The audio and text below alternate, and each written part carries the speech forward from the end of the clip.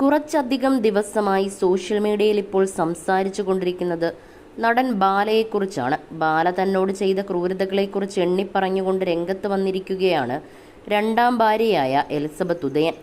Higher സ്റ്റഡീസിന് ആഗ്രഹമുണ്ടായിരുന്ന തനിക്ക് അതിന് പോകാൻ പറ്റിയില്ല എന്നും ആ സമയത്ത് തന്നെ ഉപദ്രവിക്കുകയാണ് ബാല ചെയ്തതെന്നും പലരും എന്തുകൊണ്ടാണ് MD ചെയ്യാത്തതെന്ന് ചോദിക്കുമ്പോൾ അവൾ MBBSന് തോറ്റു എന്ന് മറുപടി പറയുകയായിരുന്നു ചെയ്തതെന്നുമാണ് എലിസബത്ത് പറഞ്ഞത്.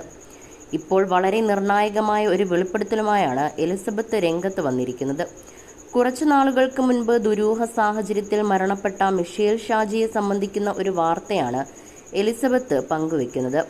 ഫ്ലവേഴ്സിൽ സംപ്രേഷണം ചെയ്യുന്ന ശ്രീകണ്ഠൻ നായർ ഷോ എന്ന പരിപാടിയിൽ ഈ പെൺകുട്ടിയുടെ മാതാപിതാക്കൾ എത്തിയിരുന്നു. ആ സമയത്ത് അവർ പറഞ്ഞിരുന്ന ഒരു കാര്യമുണ്ട്. കേസിന് പോകുമ്പോഴൊക്കെ അവർക്കുണ്ടായ ബുദ്ധിമുട്ടുകളെക്കുറിച്ച് അതിന് കാരണക്കാരായ ചില ആളുകളുടെ പേരെടുത്ത് തന്നെ പറഞ്ഞിട്ടുണ്ട്. അതേപോലെ തന്നെ ഒരു ആശുപത്രിയെക്കുറിച്ചും പറഞ്ഞിരുന്നു. ആദ്യം പോസ്റ്റ്മോർട്ടം നടത്താൻ തീരുമാനിച്ചിരുന്ന ആശുപത്രിയിൽ പിന്നീട് വന്ന മാറ്റവുമൊക്കെ അതിൽ പ്രതിപാദിച്ചിട്ടുണ്ട്. എനിക്ക് ഈ കാര്യങ്ങളൊക്കെ കേട്ട് നല്ല പരിചയമുണ്ട്. ഈ പരിപാടിയിൽ അവർ പറഞ്ഞ പേരുകൾ ഞാൻ കേട്ടിട്ടുണ്ട്. അതേപോലെ ഈ ആശുപത്രിയെക്കുറിച്ചും ഈ ആശുപത്രിയിൽ നടന്ന ഒരു പെൺകുട്ടിയുടെ ഹാർട്ട് സർജറിയെക്കുറിച്ചുമൊക്കെ ഞാൻ കേട്ടിട്ടുണ്ട്. ഇങ്ങനെ വ്യക്തമായി എലിസബത്ത് പറയുമ്പോൾ ബാലയുടെ ഈ വിഷയം വളരെയധികം മുൻപോട്ട് പോയിരിക്കുകയാണെന്നാണ് മനസ്സിലാക്കാൻ സാധിക്കുന്നത്.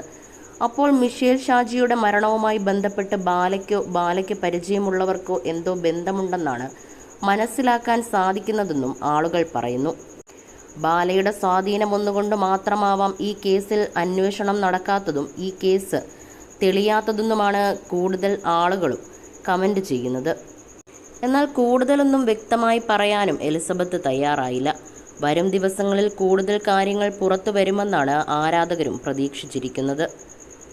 എന്നാൽ ആത്മഹത്യയെന്ന് ലോക്കൽ പോലീസ് തീർപ്പ് കൽപ്പിച്ച കേസിൽ നീതിക്കായി മിഷേലിന്റെ കുടുംബം ഇന്നും പോരാടുകയാണ്.